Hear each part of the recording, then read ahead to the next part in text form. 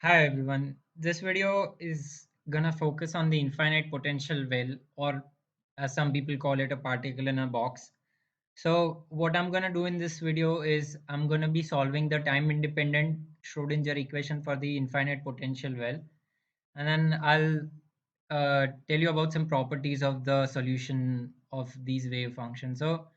I won't be covering the importance and how we get the Schrodinger equation, but uh, to give you an idea, the Schrodinger equation is what we use to realize how particles would behave in different kinds of potentials in a quantum mechanical world. So classically, say we would solve the inverse square problem for finding out the orbits of planets. So you have the sun and the earth revolving around it, and you know that the gravitational force that the sun exerts on earth has a 1 by r square dependence, and you use that to determine how earth will revolve around the sun.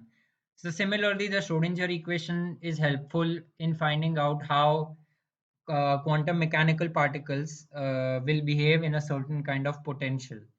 So the first problem that people usually solve when they are starting to learn about the Schrodinger equation is they solve the particle in a box problem. So what that means is that you have a box as indicated in the schematic right here, and then there's you can think of it as a well whose walls have infinite potential, and then there's inside the well there's zero potential. So you can think of these as infinite walls that you cannot cross, and you are confined to this region inside the well right here. So our particle is confined to a region inside the well somewhere right here. So we want to know, given this kind of a potential, given that we have an infinite potential well, how this particle will behave, what kind of energies it will have, and what will be its wave function. And to start with, we'll start solving the Schrodinger equation, and then I will point out some of the properties that the wave function will have. So uh, quickly going over how we deal with such kind of how we solve these kind of potential problems. We solve the Schrodinger equation, which is given as h cap psi equals E psi, and then h cap, also known as the Hamiltonian operator, is written in this form. A lot of right here and here, h cut is equal to h upon 2 pi, where h is the Planck's constant. And a lot of people have the habit of not writing h cuts, and they write h upon 2 pi instead. But I think it's a great habit to write h cut, because otherwise you'll have a lot of 2 pi's appearing in the equation, and that just makes it messy to deal with. So it's a good habit to start writing h cut from the beginning. Substituting for the Hamiltonian operator, we have minus h cut square by 2m del square by del x square plus v of x, and this is the Hamiltonian operator. This is a differential that will apply to our wave function. So this is the term that stands for kinetic energy, and this is a potential energy of sorts if you wanted to think about it classically. And on the right side, we have the energy and the wave function. So when you open this bracket right here, psi of x will be multiplied to both of these terms. Now, when psi of x is multiplied to the first term right here, you get del square psi upon del x square, which I've written down right here. Now, for the second term, we have to substitute for v of x. Now, intuitively, we can know that since these walls are infinitely high, they have infinitely high potential. Our particle will only exist inside of this well. It cannot exist outside of the well right now. So, as it exists inside of this well, and the inside of this well has only potential zero, we'll just focus on the inside part of this well. We'll just be focusing on the regions of 0, less than x, less than L. That is all we'll be focusing on. We'll only focus on this region, and in this region, we know that v of x is 0.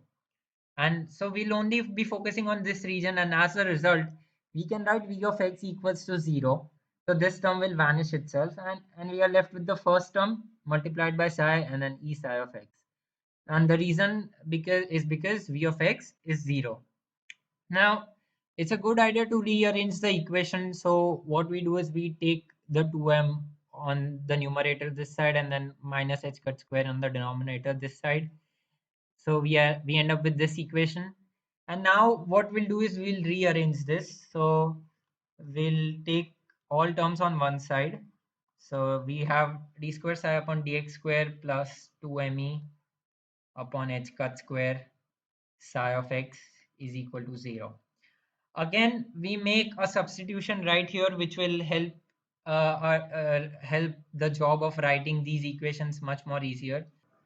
So we make this substitution. So we say that k is equal to some random constant k is equal to 2me upon h cut square. This is this term right here. We are just gonna write k instead of it to make our job easier. So I'm sorry, this is k square. We make this substitution and we'll find out why. So d square psi upon dx square plus k square psi of x is equal to 0. Now, the reason we made this substitution is because this is a well-known differential equation of second order, which is seen here by the second power. And unless it would be good if you had a familiarity with solving these kind of differential equations, but if not, the solution for this differential equation, solving for psi of x, you get psi of x is equal to a cos kx plus b sine kx. And here a and b are arbitrary constants when we have to find out their values. So a and b are constants, some constants k, and we'll find out what they are soon enough. So to find out what a and b are, what we do now, typical step is we called solving the boundary conditions. And what I mean by solving the boundary conditions is that here in our infinite potential well, since these walls are have infinitely high potential, our particle cannot exist on these walls. It cannot exist on the position x equals L or x equals 0 because they have infinitely high potentials, and it cannot exist outside of these walls either. So we know for sure that they cannot exist on these walls. So we the first boundary condition we have is that at x equals 0 we have psi of x is equal to 0 because our wave function cannot exist at that point because the particle cannot be there. So substituting for x equals 0 in psi, and we have psi right here, substitute x equals 0 on all sides. So here we get psi of 0, which we know is 0. So therefore 0 is equal to a into cos of 0, because x 0 times k will be 0. So and cos of 0 radians will be 1. So we have a plus, you have sine of 0 right here, and sine of 0 radians is 0. So this doesn't stay here, and we have a equals 0. So we found out the value of our first constant, which is a equals 0. Now for the second condition, the second wall, which is at x equals L, here also our particle cannot exist. So we know that psi of L equals 0. Or let's say psi of x is equal to 0. So you substitute for this again, and let me change colors. You are left with substituting x equals L in this equation right here. Sorry, substituting x equals L in this equation right here. Um, since our particle cannot exist, the left side will be 0. The right side, on the right side, we know now that a equals 0. So we are just left with b sine k into L, where we substituted L for x. Now, dividing both sides of the equation by b, we get 0 equals sine kl. Now, whenever whenever the sign of a variable is 0, we know that these so here we have sine of kl is 0. So kl has to satisfy certain properties if sine of kl is always 0. And from trigonometry we know that sine of 0 is 0, and then sine of pi is 0, and sine of 2 pi is 0, and so on and so forth. So we know that any sine of n pi, any integral multiple of pi will be 0. Here n is equal to 1, 2, 3, and so on and so forth. So any integral multiple of pi, when we take the sine of it, will give us 0. So here we know that, so KL right here, KL is equal to n pi. KL has to be integral multiples of n pi if sine of KL is equal to 0. And from here we can find out k, which will be equal to n pi by L. So if we find out the value of k, how will this help us? So if you remember, we made this substitution right here. We said k square is equal to 2me by h cut square, and we found out the value of k right here. So let's substitute for k in the energy for in the term of energy. So I'll write down the relation again right here. We had k square is equal to 2me upon h cut square. So let's substitute k is equal to n pi by L, and we are left with n square pi square upon L square is equal to 2me upon h cut square. And now rearranging this equation right here, we are left with E is equal to n square pi square h cut square upon 2m L square. And right here we see that this is the energy for a given solution. This is the, and n stands for the state. So from this equation we find out that the energies, that the possible energies that can exist inside the infinite potential well are quantized. We can only have values corresponding to different n's right here. So if you classically, a particle could exist at any energies inside this well, but now we know when we solve this that it cannot have any arbitrary energy. It can only have fixed energies corresponding to different n's. So for n equals 1, which will be the ground state, we'll be left with E1 will be equal to pi square h cut square upon 2ml square. The E2 will be equal to 4 pi square h cut square upon 2ml square. And here I'm substituting n equals 2, and so on and so forth. So our particle can only exist at certain energies inside the potential well. It cannot have any arbitrary energies. And we'll see on I'll expand more on this, but before that, let's finish finding out our wave function. So we have the value of k right here, and we'll have to substitute k in our wave function right here. So I'm gonna rewrite our wave function right here.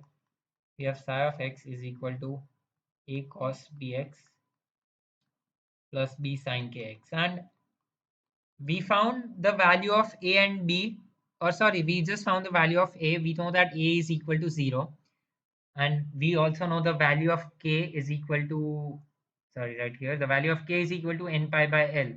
So a is equal to 0 and b k is equal to n pi by L. Let's substitute that, and we are left with b sine n pi by L, which is substituted for kx. This is a solution of, these are the wave functions. And again, when once we have n coming in here, we know that our energy levels are quantized. They cannot have arbitrary energies. There are only fixed energies. We add a subscript n right here to show that particles having different energies will have different wave functions, which is denoted by the subscript n right here. Before we draw these wave functions, we will find out the value of b right here. Now, to find out the value of b, we do this operation called normalizing, excuse my z right here, normalizing the wave function. And what that means is that if you look in this potential right here, we know that our particle can only exist inside this well right here. It cannot exist outside this well. And we will take advantage of this fact that the particle can only exist inside this well. And another thing that we know is that the integral from minus infinity to plus infinity of psi star psi dx is equal to 1. So this integral right here is also written in this form, psi square of psi square of x dx.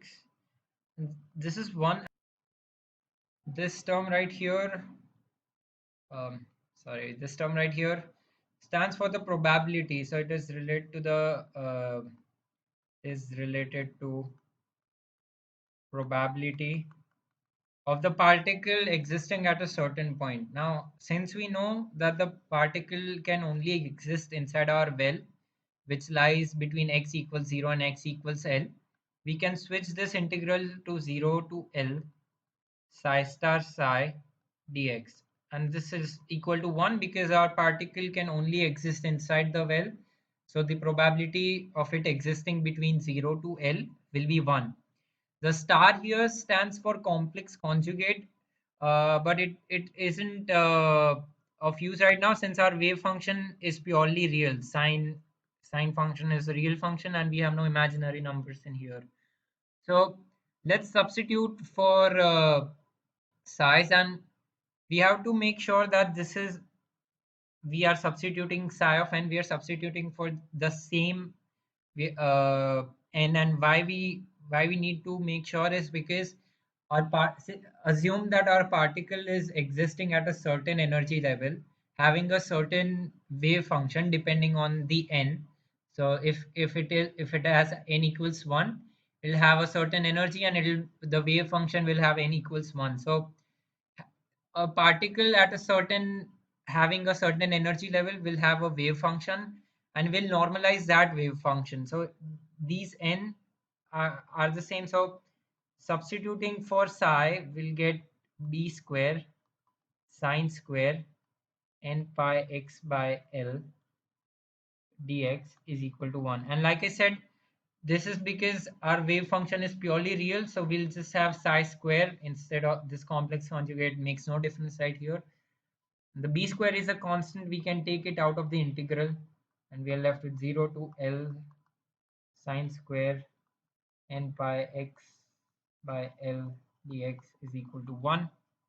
And then the way to solve this integral is utilizing a trigonometric identity.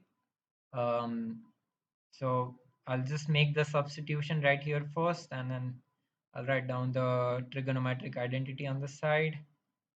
um, by 2 dx is equal to 1. And here we use this identity which says sine square theta is equal to 1 minus cos 2 theta by 2.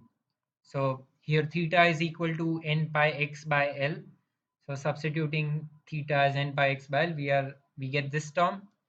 We separate these two integrals, b square 0 to L, let's make a bracket, 1 by 2 minus integral of 0 to L cos 2n pi x by L,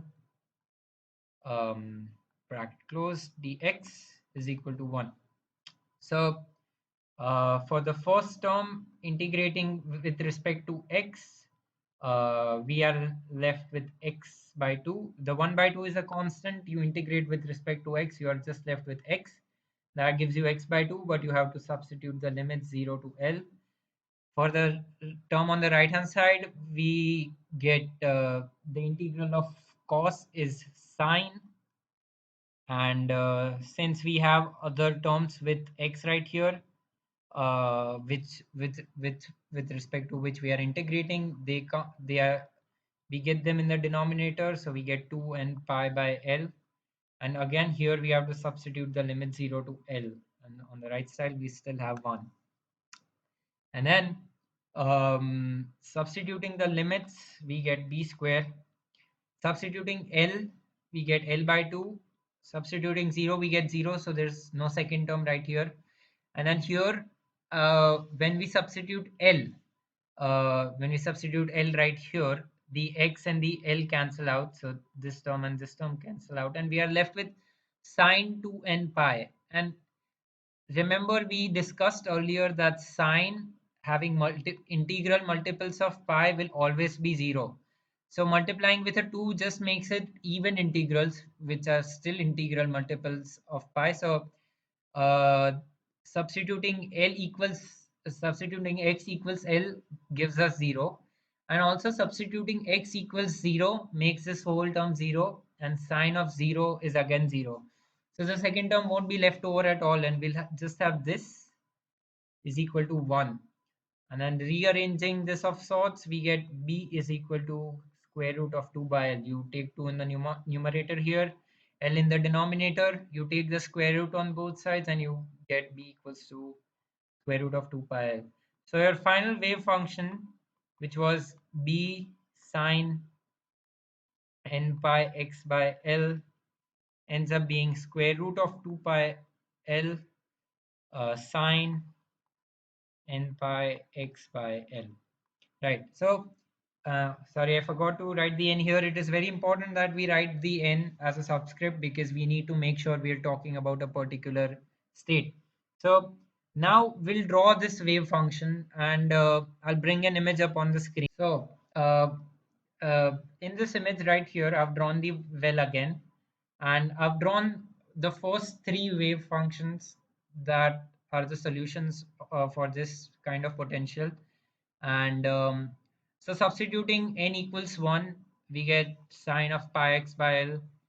N equals 2, we get sine of 2 pi x by L. Substituting n equals 3, we get sine of 3 pi x by L. And these are the shapes of the wave functions right here that correspond to these sine waves.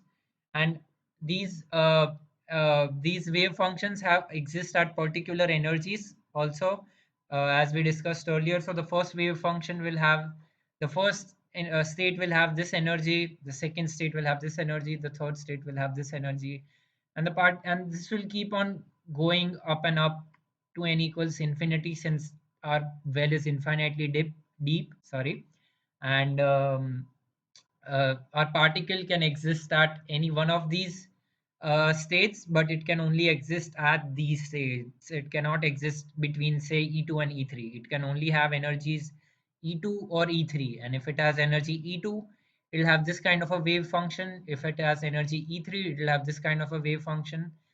And these are how the solutions to the infinite potential will look like. Now there are some properties of these wave functions that are very interesting to explore, and that, in my opinion, are the most important of solving the infinite potential well. So let's focus on the properties of these wave function. So let's start with the first property. The first property of the solution of these wave functions is that, number one, let me write with black. Number one, the solutions, the wave functions, the psi n of x's are odd functions or even functions about the center of the well. And what that means is, as you can see in these wave functions right here, the first wave function is even about the middle of the well. So considering this is the middle of the well, if you go on the right and on the left of this, you get the same values on both sides of this well.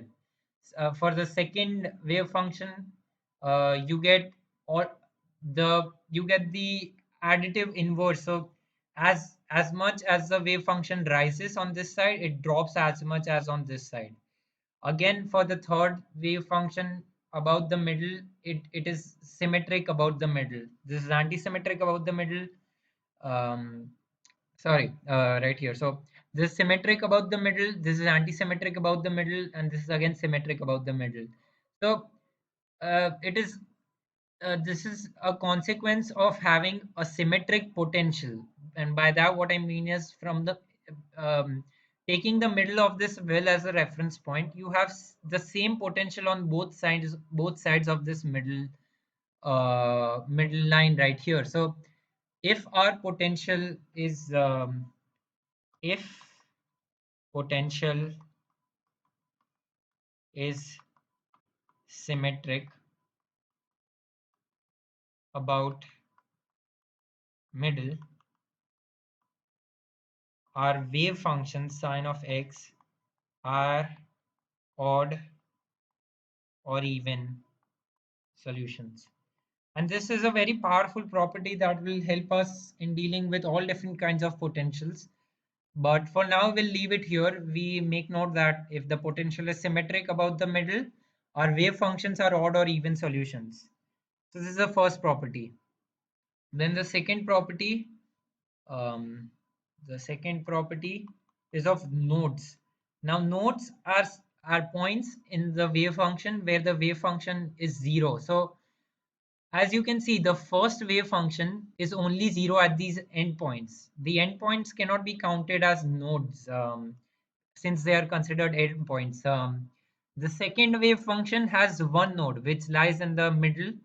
It is only zero at one point. So make note that the second wave function has one node. The third wave function has two nodes, which is right here and right here. So the behavior of nodes is that the nth wave function will have n minus 1 nodes, and again nodes are points where the wave function is simply zero. So uh, nodes, that's for nodes. And the third is that the psi n of x's, our wave functions, are orthonormal in nature. And I'll define orthonormal in just a minute. Orthonormal. Right. So what I mean by that is we write this integral and we say from 0 to L, where our particles exist, psi n of x, psi m of x dx. Sorry, this is psi star. This integral will be, the value of this integral will be 1 if m equals n, and 0 if m is not equal to n. And and this is what we call an ortho. So our psi n of x's, our wave functions, are orthonormal in nature. Now if m equals n, so let's say you have n instead of m here, we already know the value of this integral is 1 since we solved it right here.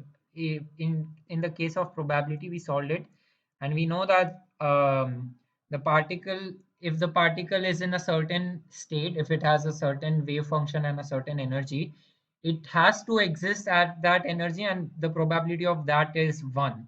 So we have already proven the first argument right here.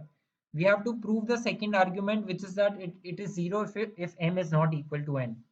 So let's start by substituting for psi. So we have m right here. So let's start by substituting for n and m. So we have sine n pi x by L, and we have sine m pi x by L dx is equal. And so we have to find the value of this integral. We have to prove that it's 0. And I forgot to add that our wave functions now also have a constant right outside it, this square root of 2 by L. So we'll have, and it'll repeat twice for both the sides. So um, we also have a 2 by L outside right here. Right. So we'll use a trigonometric identity again here. I'll make the substitution first and then I'll write the identity. So uh, we'll have cos n minus m pi x by L minus cos n plus m pi x by L is equal to an 1 by L square bracket. Let's make this a square bracket. Dx is so we get this, and the identity that we used is 2 sine A sine B is equal to cos A minus B minus cos A plus B. So this is a property that we use right here. The 2 here, um the 2 that is right here goes inside. So we have 2 sine A sine B is n pi x by L, B is m pi x by L. We substitute for A's and B's and we get this term right here. We still have to, sorry, I forgot to put an integral sign. So we still have to do this. So let's just do the integral straight away. the integral of cos will be sine again. So we are left with sine n minus m pi x by L.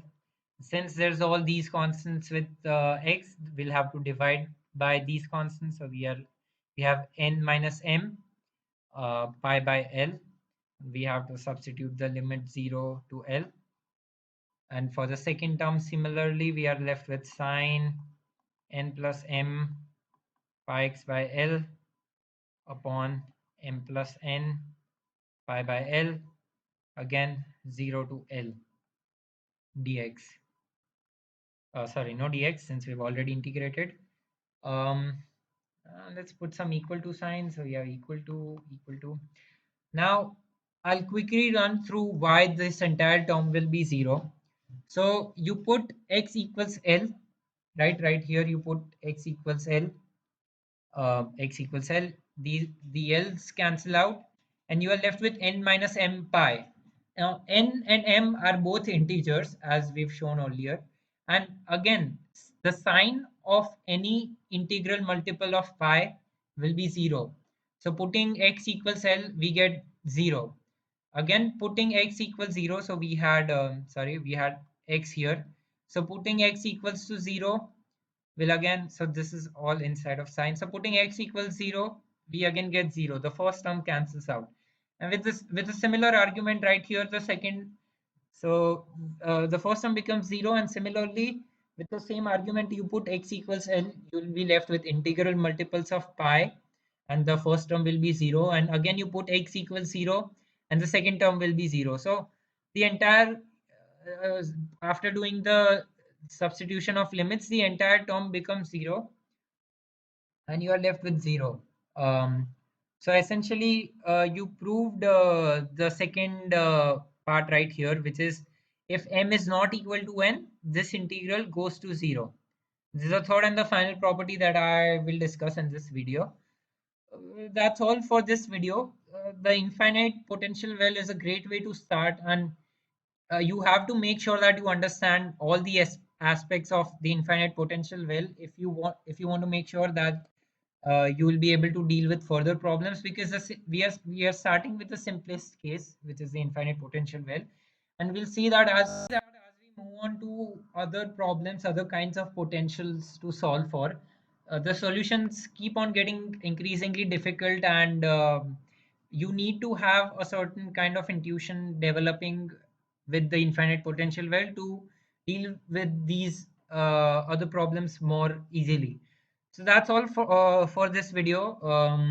If you have any questions or suggestions, leave them in the comments down below. If you liked my explanation, give this video a like and maybe share it. And thank you for listening. Goodbye.